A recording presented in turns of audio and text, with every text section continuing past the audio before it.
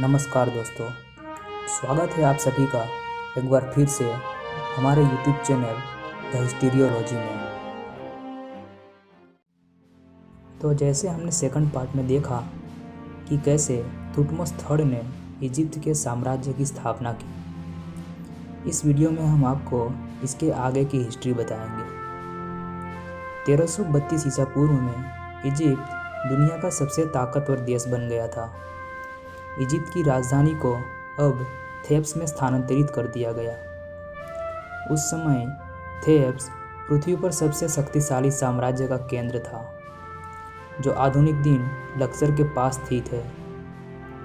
Thutmose third के बाद महान राजाओं में से एक तूतनखामुन गद्दी पर बैठा, जो थुटमोस थर्ड का ही वंशज था।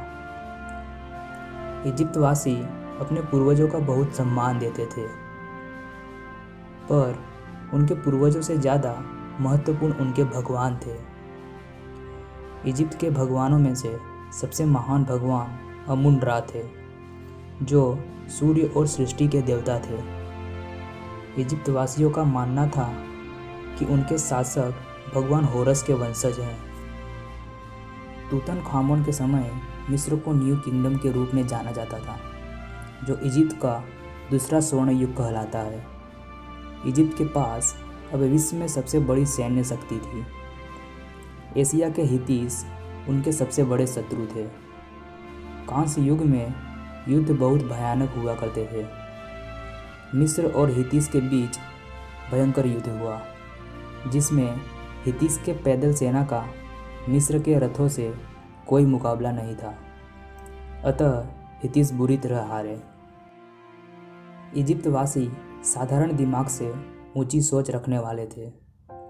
न्यू किंगडम में लेखन राज्य का एक महत्वपूर्ण हिस्सा बन गया था। व्यापार और वसूली को दस्तावेज करने के लिए लेखन का उपयोग किया जाता था। कला में एवं महल के निर्माणों में गणित का उपयोग किया जाता था, और सार्वजनिक कानून, अदालतों तथा अपराधी के फैसले को दस्तावेज करने के लिए भी लेखन का उपयोग किया जाता था। इजिप्ट के सामाजिक पदानुक्रम में मुंशी का पद महत्वपूर्ण होता था। किसान इजिप्ट राज्य की रीढ़ हुआ करते थे। नगरों में विशिष्ट शिल्पकार भी होते थे। 1323 ईसा पूर्व में तूतनखामुन की मृत्यु हो गई। राजाओं की घाटी में फारोन को शानदार कब्रों में दफनाया जाता था।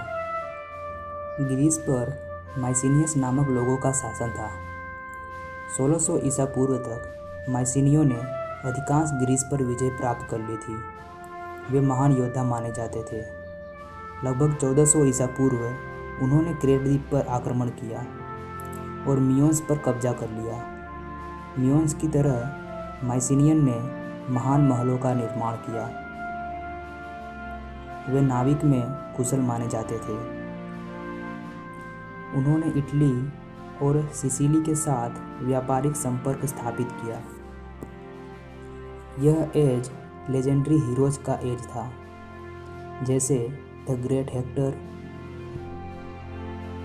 जायंट अजास्क, पराक्रमी अकिलीज, द ग्रेट ओडिसियस, माइसिनी के संस्थापक पार्सियस, और इन सबसे बड़ा हीरो मेडुसा को मारने वाला द ग्रेट हरक्यूलस। लेकिन यह कहानियाँ इतिहास से ज़्यादा माइथ लगती हैं। इजिप्ट अभी भी पूरी दुनिया में सबसे मजबूत राष्ट्र था। 1780 ईसा पूर्व में इजिप्ट के सभी फ़ाराओं में से सबसे महान फ़ाराओ सिंहासन पर बैठे, द रामसेस द्वितीय।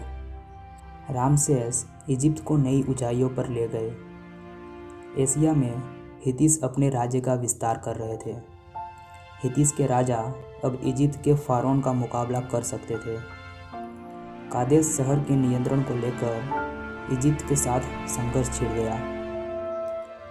1774 ईसा पूर्व में रामेसेस द्वितीय ने उत्तर में कादेश की ओर अपनी सेना का नेतृत्व किया। कादेश की लड़ाई कांस्य युग की सबसे बड़ी लड़ाई थी। रामसेस विजय होकर इजिप्त लौटे। हितियों ने शांति वार्ता के लिए दूत भेजे और युद्ध शांति की संधि हुई। यह इतिहास की पहली संधि मानी जाती है। इस सौदे के मुताबिक हितिस की राजकुमारी की शादी रामसेस से हुई। कांस्य युग अब डिप्लोमेसी का युग बन चुका था। राजाओं अब दूर दराज के शहर में दूत भेजते थे। राज्यों के बीच संधियां होने लगी, जिसके चलते क्षेत्रीय राज्य पहले से कहीं अधिक जुड़ गए। अभी भी कोई भी राजा रामसेस द्वितीय से बड़ा नहीं था। वह एक महानिर्माता भी थे। पूरे इजिप्त में नए स्मारकों का निर्माण किया गया। इजिप्त के अधिकांश अजूबे इनके ही शासनकाल में बनवाए गए। रामसेस द्वितीय अब बूढ़े हो चुके थे। 1213 ईसा पूर्व में उनकी मृत्यु हो गई। उन्हें इजिप्त के सभी फ़ारौन में सबसे महान फ़ारौन के रूप में जाना जाता है। बाद में इजिप्तवासी उन्हें द ग्रेट एंसेस्टर कहा करते थे।